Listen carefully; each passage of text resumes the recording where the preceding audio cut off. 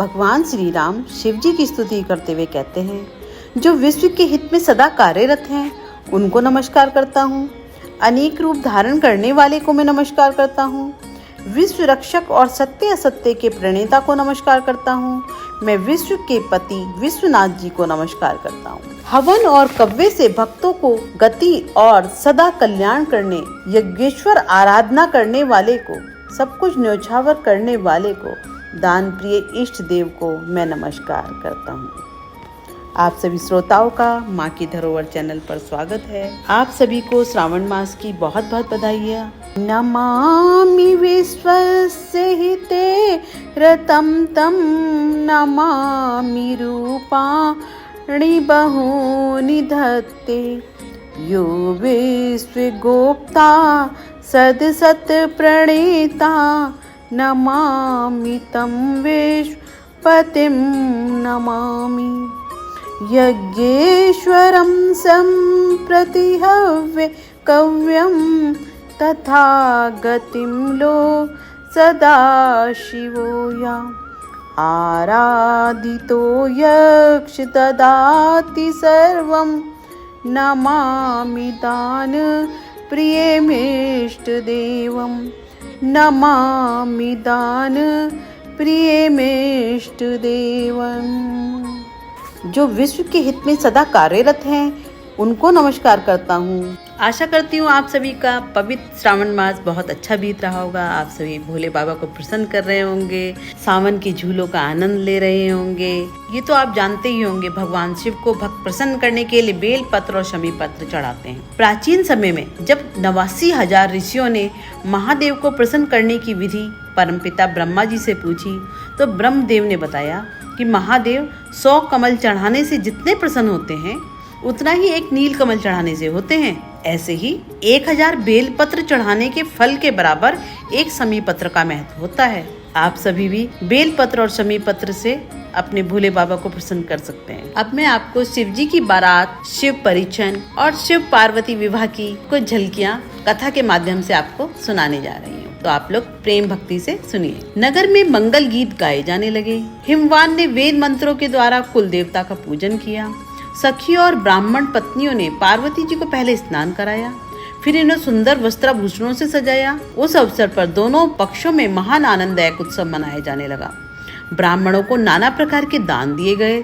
तदनंतर कन्यादान का समय समीप जानकर महात्मा गर्ग ने भगवान शंकर तथा बारातियों को बुला लाने के लिए कहा। हिमाचल के मंत्रियों ने जाकर वर और बारातियों से शीघ्र पधारने की प्रार्थना की। भगवान शंकर को सुंदर वस्त्राभूषण से सजाया गया और उन्हें वृषभ की पीठ पर बैठाया गया। सभी बाराती भगवान शिव को आगे करके नाना प्रकार के बाजे बजाते तथा नृत्य करते हुए उनके पीछे पीछे हिमाचल के घर चले। महेश्वर शिव के मस्तक पर छत्र तना हुआ था, उन्हें चवर डुलाया जा रहा था।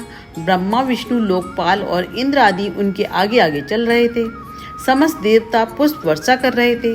इस प्रकार भगवान शिव ने बारातियों सहित यज्ञ मंडप में प्रवेश किया। हिमाचल ने महेश्वर और सभी देवताओं की विविध भांति से पूजा कर उनकी आरती उतारी। उन्होंने समस्त मुनियों तथा देवताओं को प्रणाम किया तथा सबके लिए सोने का सुंदर आसन दिया। महात्मा गर्ग ने पुण्य वाचन किया। पार्वती जी की अंजलि में चावल भरा गया। उन्होंने शिव जी के ऊपर अक्षत छोड़ा। फिर भगवान शिव ने भी ब्रह्मा और बृहस्पति के कहने पर पार्वती जी का पूजन किया। गर्गाचार्य के आदेश से उचित समय पर हिमवान और मैना ने कन्यादान का कार्य आरंभ किया। मैना सोने का कलश लेकर अपने पति की दाहिनी ओर बैठी। पुरोहित ने अर्धे पाद्म, चंदन और वस्त्र देकर भगवान महेश्वर का वर रूप में वर्ण कराया। वेदिका पर एक अत्यंत सुंदर सिंहासन था। भगवान शिव ब्राह्मणों को सिर नवाकर उस सिंहासन पर बैठ गए। तत्पश्चात मुनीश्वरों ने पार्वती जी को बुलवाया। सखियां श्रृंगार करके उन्हें ले आईं। पार्वती जी के दिव्य रूप को देखकर समस्त देवता मोहित हो गए। उनकी सुंदरता अनिर्वचनीय थी। जगदम्बा और शिव जी की अर्धांगिनी समझकर देवताओं ने उन्हें मन ही मन प्रणाम किया। मुनियों की आज्ञा से शिव पार्वती ने गणेश जी का पूजन किया। पर्वतराज हिमवान ने हाथ में कुश लेकर और कन्या का हाथ पकड़कर उसे शिव जी को समर्पित किया। जब भगवान शिव ने पार्वती जी का पाणी ग्रहण किया तब सभी देवता अत्यंत हर्षित हो गए। श्रेष्ठ मुनिगण वेद मंत्रों का उच्चारण करने लगे। चारों तरफ शिव जी की जय जयकार होने लगी। अनेक प्रकार के बाजे बजने लगे। आकाश से नाना प्रकार के फूलों की वर्षा हुई। शिव पार्वती का विवाह हो गया। सारे ब्रह्मांड में आनंद भर गया। हिमवान ने अनेकों दास दासी, रथ, घोड़े, वस्त्र और रत्न आदि गाड़ियों में लदवाकर दहेज में दिए। फिर हाथ जोड़कर उन्होंने कहा, हे शंकर, आप पूर्ण काम हैं, मैं भला आपको क्या दे सकता हूँ। ऐसा कहते कहते हिमवान ने अश्रुपूरित नेत्रों से शिव जी के चरणों को पकड़ लिया। भगवान शिव ने अपने ससुर को उठाकर हृदय से लगा लिया और उन्हें समझाकर संतुष्ट किया। मैना ने शिव जी के चरणों को पकड़कर कहा, हे नाथ, यह उमा मुझे प्राणों से बढ़कर प्यारी है, आप इसे अपने घर की सेविका बनाइएगा और इसके अपराधों को क्षमा करते रहिएगा, मेरी आपसे यही विनती है। शिव जी ने अपनी सास को भी बहुत प्रकार से समझा बुझाकर संतुष्ट किया। पार्वती जी अपनी सखियों तथा माता मैना से मिल भेंट कर भगवान शिव के पास आई। महादेव जी ने याचकों को भांति भांति के दान देकर संतुष्ट किया और पार्वती जी को साथ लेकर कैलाश लौट आए। उसके बाद शिव पार्वती विविध प्रकार की लीलाएं करते हुए कैलाश पर सानंद रहने लगे। आज की कथा को यहीं विराम देते हैं। आप सभी को ये वीडियो अच्छी लगे तो नीचे जाकर आप कमेंट्स कर दीजिएगा। हर हर महादेव।